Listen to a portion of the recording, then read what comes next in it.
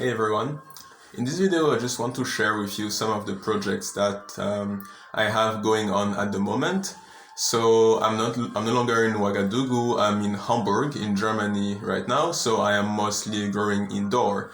Although it's the summer, so we have some sunlight outside, but I felt like I wanted to learn more how to use grow lights to think further for when it will be the winter, will I be able to grow vegetables and fruits through the winter. So that's why I mainly focused on indoor growing for this chapter.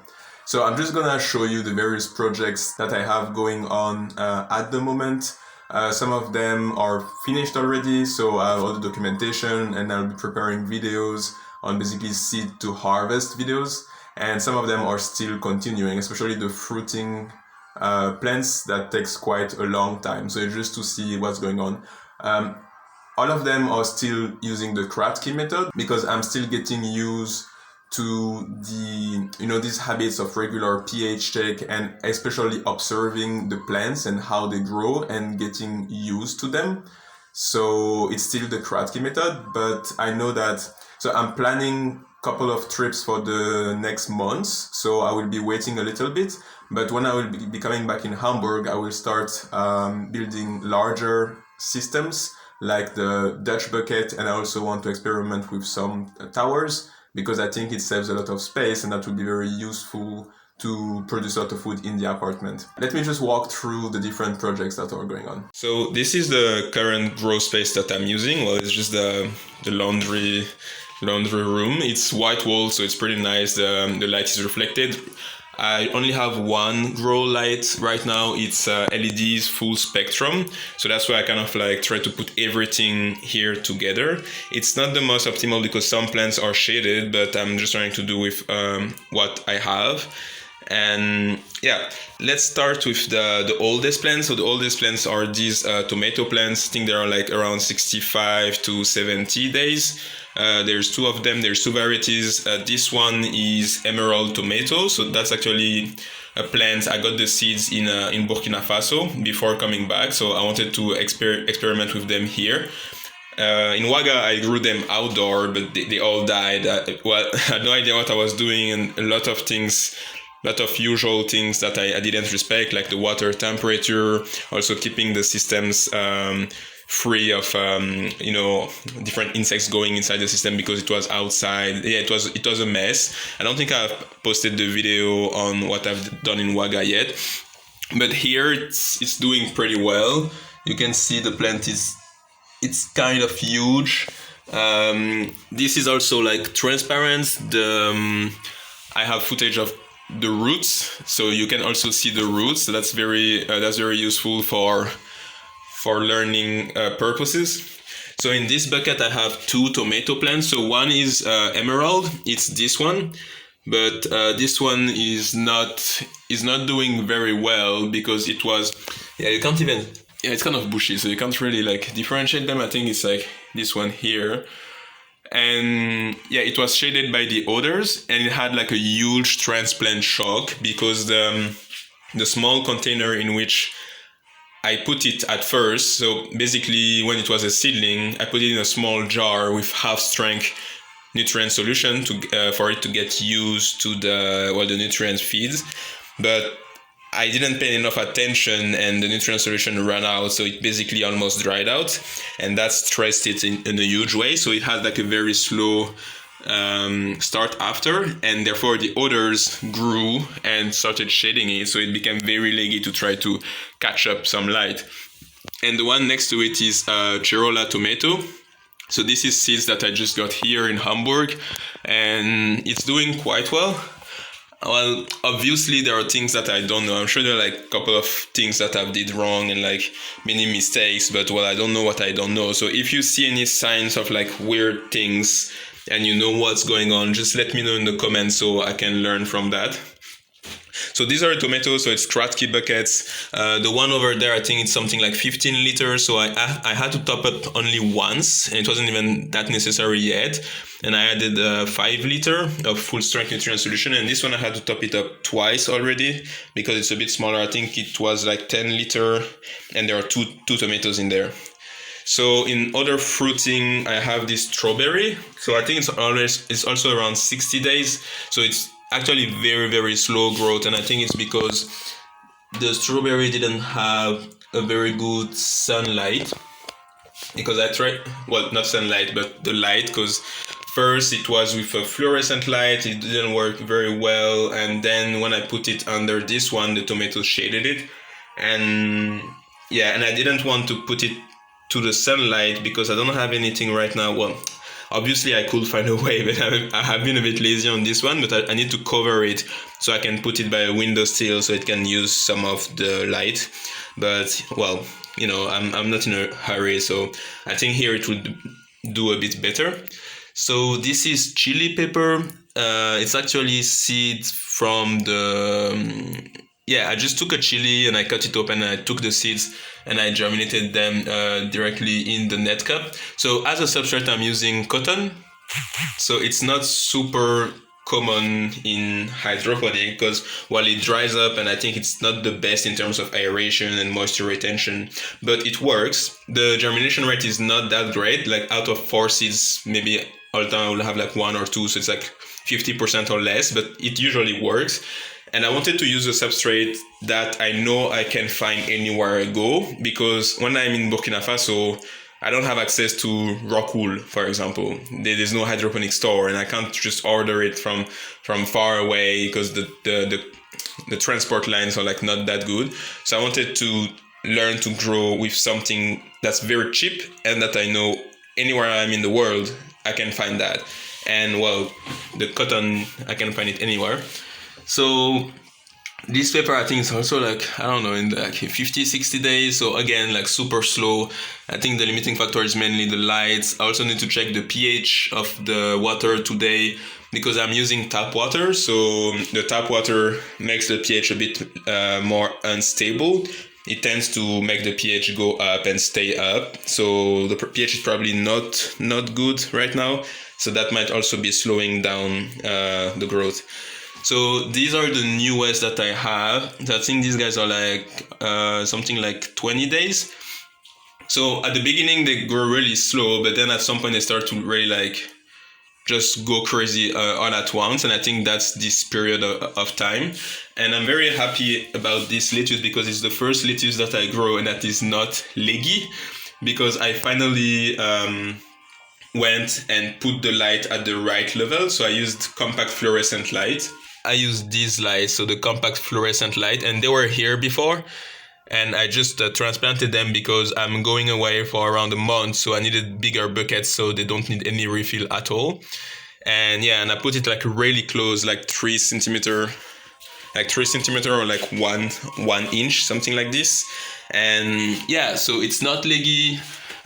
Seriously, I'm super happy because all of my older lettuce were all leggy and looked kind of weird. For example, one that I harvested very recently, you can see it was very leggy. This one was by the window still, and I didn't bother covering the tanks here because with the artificial light, usually algae is less of a problem. It's more sunlight that it becomes a huge issue.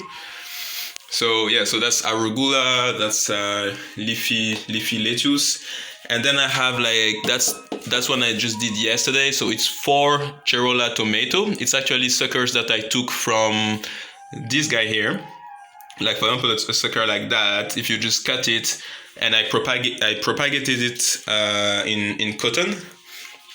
I just placed the sucker in the net cup, placed cotton, and put it in a little humidity dome with water at the bottom to keep the humidity high in there. And they started putting out the roots, and now I put them in this 35 liter, well, it's more than 35 liter, but I added 35 liter of full strength nutrient solution. Usually it's best to acclimatize them gradually, like for example, before moving them to full strength nutrient solution, first I should have taken them and then put them in half strength, so they're like, okay, all right, it's hydroponic, the food is going to come through the water, they get used to that, and then you put the full strength. So they might have a bit of a shock, but I'm in a rush. Yeah, I'm like traveling tomorrow, so I don't have time to be slow with it. So I just put them here, and when I will be back in a month and a half, we'll see what happened. Yeah, so that will also be a video. So I'm pretty excited because, again, that's Kratky, but this is such a huge bucket, right? And there are like 4 tomatoes, and I'm really excited to see what's going to happen. It's like the growth that's going to be amazing. I also have the herbs. So these guys were also in yogurt jars, but they started to become a bit big, so I had to refill like once a week. So again, since I'm leaving, I wanted a bigger tank, so I don't need to refill all the time. Yeah, you can see these ones are actually developed. I think we have a bit of root rot with this one. Some of the roots are brown. That's not cool. So that's the parsley, and that's coriander. And I think it might be bolting. I'm not sure, but I think it might, because like it's starting to become very strong and woody around here. And I've been eating these too. You can see I cut some of the leaves, so I've been consuming them. And the last top-ups that I've done, yeah, I got a bit lazy, because that's a disadvantage of using Kratky method, is that you need to monitor all the tank. Especially that I'm using tap water, so my pH is a bit unstable. So if the pH goes wrong, you don't really know, and you have to like go and test each tank to make sure that the pH is adequate. So that's why I really need to start using filtered water, so I don't have these kind of problems. I know that my pH is quite stable. But yeah, so when I topped up, I just used distilled water, but I think the pH was already wrong. So I have some like a bit yellow leaves here. I think it's a bit whitish leaves. So I don't exactly know which nutrient, but that's nutrient deficiencies. Like the pH was probably wrong, and yeah, the pH was probably wrong, and the plant missed on some nutrients. So I don't know if it was too low or too high. So it could be excess of some nutrients or deficiencies, but it's probably deficiencies. I also had burnings. That's because one day I was doing the nutrient solution for some of the tomatoes, so it was fruiting, so much higher total dissolved solids. So basically there was more nutrients in the water, so it was quite strong. And usually for herbs you're using less, a weaker concentration. But yeah, it was the end of the day. I was like lazy. I didn't want to like redo again some solution, so I just went and like gave it to them. And yeah, like few days after, I could see the burnings happening. For this one, I also used it's simple jar cap or whatever. Yeah, cap. Because I have 4 holes. Because obviously it's a big tank just for 2 just herbs and 2 of them. So I have 4 holes, but right now I don't have any other plants to put in there. So I just put it here so that nothing crawls in the system. And normally you also do that to protect from the light. But I will probably pay the price for that. I'm just leaving it like this. Algae is probably going to develop, and when algae comes, they make the pH shift. So again, that's unstable pH, because of the algae basically do various things in the water.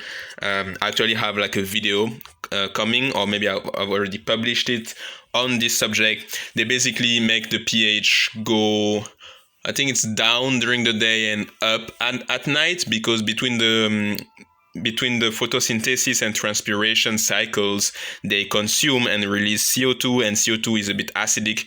So when you put something acid in the water, the pH go down. So basically by releasing it and removing it from the water, they make the pH shift constantly.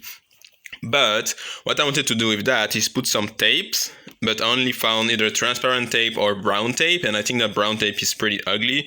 I wanted black tape, so I privileged the aesthetic of the bucket. I didn't want to have something like that looks like a trash can or something. So we'll see. I'll probably pay the price, but for now I'm just leaving it like that. Now there's the last system that I want to show you is basil that I've been propagating. I'm a bit skeptical about these results, because now this basil has been Sorry about that. Now the basil is like, I think 55 days, and it's not really growing anymore. I think again it's a pH problem. The pH is probably wrong.